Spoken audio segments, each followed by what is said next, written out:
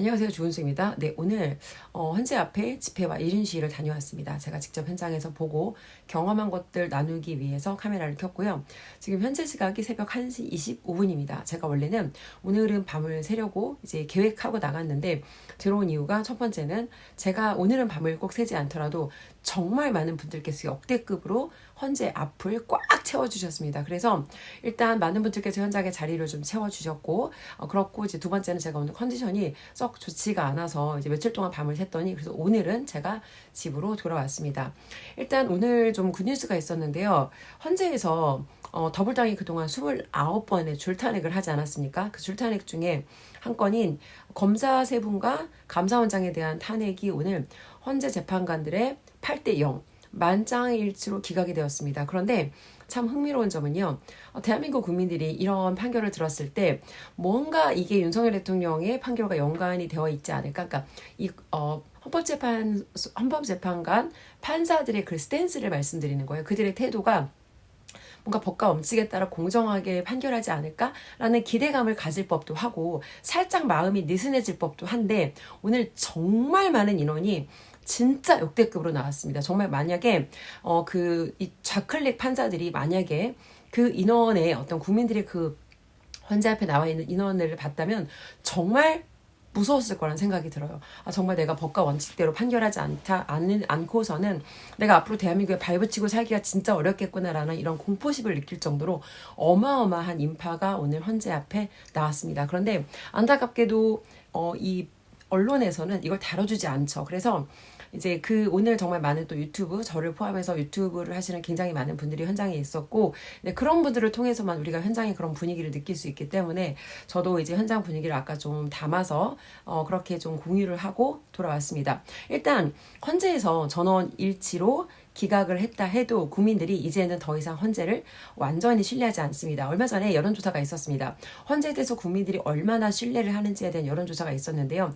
국민의 50% 이상이 헌재를 신뢰하지 않는다라고 답변을 했습니다. 그래서 오히려 헌재에서 이렇게 뭔가 법과 원칙과 상식에 맞는 판결을 하는 모습을 보일 때 이런 때일수록 우리가 절대 방심하면 안 되고 이런 때일수록 우리가 끝까지 그들이 양심과 어떤 헌법과 원칙과 절차에 따른 결론을 낼 때까지 끝까지 저희가 압박을 해야 된다는 거 이거 하나를 제가 느꼈고요. 그리고 오늘 현장에서 이제 오늘 저는 처음에는 그 신혜식 대표님께서 그 헌재 5번 안국역 5번 출구 쪽에 이제 집회 장소가 마련이 되어 있습니다. 거기가 이제 거의 베이스 캠프라고 보면 되는데 그 앞에서 진행하는 집회에 참석했습니다. 청년들이 나와서 정말 많은 청년들이 나와서 이제 우리나라가 현재 지금 처해 있는 위기 상황에 대해서 청년들이 느끼는 어떤 그런 것에 대해서 굉장히 소신 있는 똑똑한 발언을 해줬고요. 그다음에 체인 K님, 이 대표적인 우파의 정말 너무 멋진 아티스트시죠. 그분이 또 오늘 멋진 공연이 있었습니다. 그래서 이제 그런 집회 진행을 좀 지켜보고 그리고 나서 이제 헌재 앞쪽으로 이동을 했는데요. 헌재 앞에 가서 보니 국힘에서 굉장히 많은 분들이 나와 계시더라고요. 사실 저는 정치인들을 잘 그렇게 몰라요. 그래서 제가 유튜브를 찍으면서 이제 제가 잘 모르는 경우에는 저와 함께 영상을 시청하시는 분들께 아는 분이 있으면 좀 이제 그분들의 성함을 지목해 달라고 요청을 드리기도 했고, 그리고 국힘에서 나오신 분들은 이제 굉장히 큰 이렇게 피켓을 들고 앞에서 뭐 1인 시위를 각자 진행하시는 그런 모습 볼 수 있었고요. 그리고 국힘 당협위원회에서 또 많은 분들이 함께 자리를 해주셨습니다. 사실 조금 늦은 감은 있습니다. 사실 대통령께서 정말 구치소에 수감되어 있는 동안 헌재 앞에서 국힘의 의원들이 나와서 국힘의 당협위원회에서 나와서 이렇게 지금처럼 힘을 보태줬더라면 얼마나 대통령께서 든든하고 또 저희 국민들도 얼마나 거기에 대해서 좀 더 저희가 서로 힘을 받지 않았을까 이런 좀 아쉬운 생각은 들어요. 하지만 이제라도 나와서 목소리를 내주시니 정말 다행이다, 감사하다라는 생각을 하고 아직까지도 정신을 못 차리고 윤석열 대통령의 어떤 이 비상계엄 선포에 대해서 여기에 대해서 어떤 동기와 목적을 가지고 했다는 걸 알고 있음에도 불구하고 본인들의 이득을 계산하면서 아직도 나타나지 않는 이 기회주의자들, 이 사람들은 여러분 저희가 철저하게 다시는 국회 근처에 얼씬도 하지 못하도록, 왜냐하면 이 사람들은 국회의원으로서 어떤 직무와 책임을 다하지 않은 자기가 하는 일에 대해서 국민들의 목소리를 대변하지 않는 책임감 없는 사람이기 때문에 다시는 이들에게 우리가 힘을 실어줘서는 안 될 것입니다, 여러분. 그래서 그들을 기억하되 그들을 이름을 언급하고 욕하는 것마저도 그들에게 관심을 주목하는 것이기 때문에 기억하되 그들을 지워버려야 한다. 이게 제가 드리고 싶은 말씀이고요. 어떤 얘기냐면 그들이 했던 어떤 그런 폐악질, 그리고 그들의 이름은 기억하되 우리가 애써 그들의 이름을 언급하지 않는 거예요. 그래서 국민들에게 잊혀지는 가장 고통스러운, 정치인으로서 경험할 수 있는 가장 고통스러운 대가 지불을 그들에게 해주자. 이런 말씀 드리고 싶고요. 그리고 이제 세 번째는 좀 저의 개인적인 이야기인데, 오늘 제가 집회 진행하면서 라이브를 켜고 함께 들어오시는 분들과 정말 저희가 사실 이제 정말 보이지 않는 이념 전쟁이지만 굉장히 그 안에서 목적은 진지하게 삶은 가볍게라는 저희 멘토님의 그런 어떤 멘토님께서 항상 주시는 그런 삶에 대한 어떤 지침, 오늘 저희가 정말 그런 시간을 보냈거든요. 그래서 대통령을 구하고 자유 대한민국을 지킨다는 저희의 목적은 진지했지만 그 안에서 정말 저희가 함께 즐거운 시간을 보냈습니다. 근데 이제 구독자분 중에 한 분께서 그 앞에 안국역 5번 출구에 가면 이제 신혜식 대표님, 신혜한수 대표님께서 그 베이스 캠프가 있고 어르신들이 거기서 밤을 새세요. 그러니까 그것이 다 국민들의 어떤 의견을 드러내는 저희 퍼포먼스인 거죠. 그래서 그 앞에서 어르신들이 밤을 새고 노숙을 하십니다. 길거리에서. 정말 얇은 은박 패딩, 은박 비닐 하나를 덮으시고 패딩을 입고 은박 비닐 하나를 덮으시고 노숙을 하시는데 이제 구독자 한 분께서 할리 타는 서기라는 분께서 핫팩을 무려 한 박스나 가져다 주셨어요. 그래서 이제 심지어 그 핫팩을 본인이 직접 들고 제가 라이브하는 현장으로 와주셔서 함께 잠깐 짧은 인터뷰를 나누고 또 이제 저희가 그 감사하는 마음을 나눌 수 있었는데요.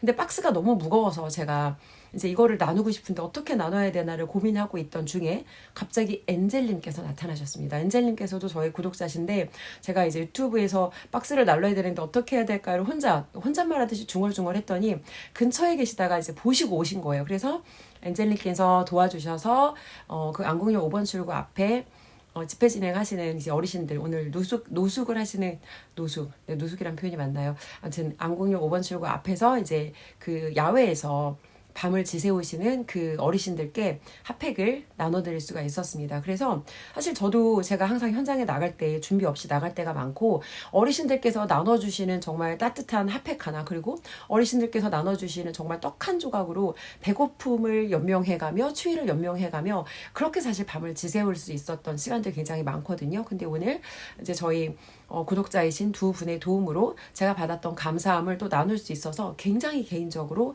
의미 있고 좀 그런 뜻깊은 시간이었습니다.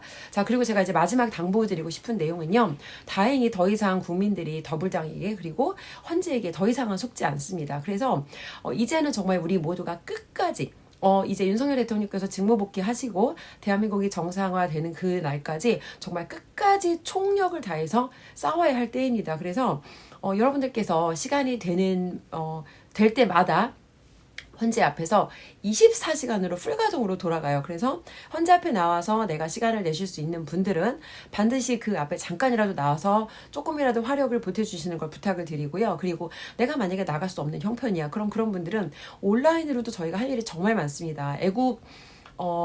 이제 그 온라인 애국 활동 같은 경우에는 악법 반대가 이제 에리트라고 ERIT, 에릿님께서 매일매일 정리해서 이제 그 분의 게시판에 게시글에 그거를 잘 정리해서 올려주세요. 그래서 이제 그 에릿님 만약에 구독 안 하신 분들은 그 분을 구독하시고 그분의 이제 악법 반대 리스트를 보시고 좀 여기에 대해서 힘을 보태주시는 걸 부탁을 드리고요. 그리고 또 이제 다음에 이제 국민청원 같은 거 있어요. 그때 올라오는 이런 이슈들 거기에서도 반대 의견 아니면 뭐 찬성 의견 같은 거 그때 상황에 맞게 좀 부탁을 드리고요.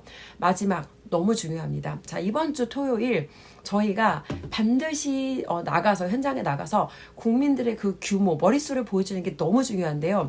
저는 여러분 광화문으로 나갑니다. 그러니까 광화문으로 제가 나가는 이유를 여러 번 말씀을 드렸음에도 불구하고 특정 장소를 언급하는 거에 대해서 이제 여기에 대해서 불편하다고 말씀하시는 분들이 있는데, 첫 번째 제가 광화문을 강조하는 이유는 저희 아버지께서 태극기를 들고 7년 동안 대한민국을 지키기 위해서 자식들이 살아갈 대한민국을 지키기 위해서 7년 동안 나가셨던 곳이 광화문이기 때문에 저는 저희 아버지와 함께 광화문으로 나가요. 첫 번째 이유고요.